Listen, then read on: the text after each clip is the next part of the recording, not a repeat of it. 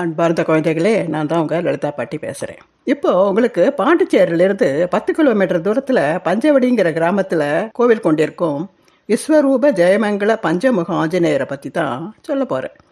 5 ஆலமரங்கள் அடர்ந்த சோலைக்கு பஞ்சவடின்னு பேர். இது ஒரு வைணவ கோவில். இந்த இடத்துல வலம்புரி விநாயகர், வெங்கடாஜலபதி தனித்தனி சந்நிதிகளில் அருள் பாலிக்கிறார். இங்கே குடிக்கொண்டிருக்கும் ஆஞ்சநேயருக்கு 5 முகம் இருக்கிறதுனால பஞ்சமுக ஆஞ்சநேயர்னு சொல்கிறோம். முக அமைப்பில் நடுவில் இருக்கிற ஒரு முகம் மட்டும்தான் இவரோடது. கருடன், நரசிம்மர், வராகர், ஹயக்ரீவர்னு இந்த 4 பேரோட முகங்களையும் சேர்த்து பஞ்சமுக ஆஞ்சநேயராக நமக்கு அருள் புரிகிறார். எதுக்காக தன்னோட முகத்தை இந்த 4 முகங்களை சேர்த்துட்டு பஞ்சமுக ஆஞ்சநேயராக நமக்கு காட்சி தராருன்னு பார்க்கலாம். ராமாயண காலத்தில் ராமருக்கும் ராவணனுக்கும் நடந்த யுத்தத்தில் ராவணன்கிட்ட போதிய ஆயுதங்கள் இல்லாத காரணத்தினால ராமன் ராவணனை பார்த்து இன்று போய் நாளை வான்னு சொல்லி அனுப்பிடுறார். இந்த அவமானம் தாங்க முடியாமல் தன்னோட அசுர கூட்டத்தில் இருக்கிற மயில் வாகனரை கூப்பிட்டு ஆலோசனை கேட்குறான். உடனே ராமனையும் லக்ஷ்மணனையும் உயிர் பலி வாங்க ஒரு கொடூரமான யாகம் செய்ய திட்டம் போடுறான். இந்த விஷயம் விபீஷணனுக்கு தெரிஞ்சு ராமர்கிட்ட வந்து சொல்கிறார். ராமர் அனுமனை வர வச்சு நீ போய் மயில் வாகனனை சம்ஹாரம் பண்ணிட்டு வான்னு அனுப்புகிறார்.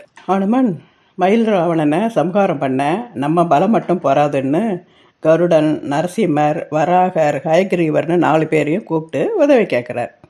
அவன் 4 பேரும் உதவி பண்ண ஒத்துண்டு கருடன் ஆபத்திலிருந்து தன்னை காப்பாற்றிக்கிற சக்தியையும், நரசிம்மன் வெற்றிக்கு உண்டான சக்தியையும், வராகர் மன உறுதியையும் தைரியத்தையும், ஹயக்ரீவர் ஆன்மீக பலத்தையும் தந்து அனுமனோட அமைதியையும் பாராட்டி வெற்றி வாகை சூடிய வரும்படி ஆசீர்வாதங்கள் பண்ணி 4 பேருமா அனுப்புகிறார்.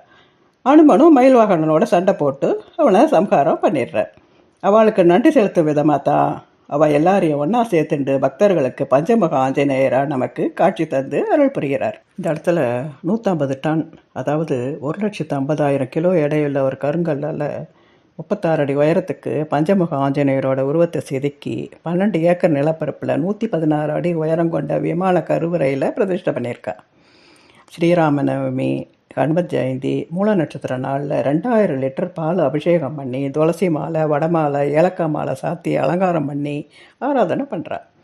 செவ்வாய் தோஷம் உள்ள பக்தர்கள் இவரை வணங்கினா அந்த தோஷம் நீங்கும்னு சொல்கிறார். ராமாயண காலத்தில் இலங்கைக்கு போக சேது பாலம் கட்டினப்போ அனுமன் சேலைகள் பெரிய பெரிய பாறாங்களை கொண்டு வந்தால் பாலம் மிச்சம். அந்த சமயத்தில் சில பாறாங்கல் தண்ணியிலேயே மிதக்குமா. இப்போ கூட ராமேஸ்வரத்தில் இருக்கிறதா சொல்கிறார். அந்த மிதக்கிற கல்லை எடுத்துகிட்டு வந்து ஒரு அண்டா தண்ணியில் போட்டு பக்தர்கள் பார்வைக்கு வச்சிருக்கா. இந்த தளத்தில் ராமர் சீதா பிராட்டியோட தன்னோட 3 தம்பிகளான லக்ஷ்மண், பரதன், சத்ருகுணனையும் பக்கத்தில் வச்சுட்டு தனி சன்னதியில் பக்தர்களுக்கு அருள் பாலிக்கிறார்.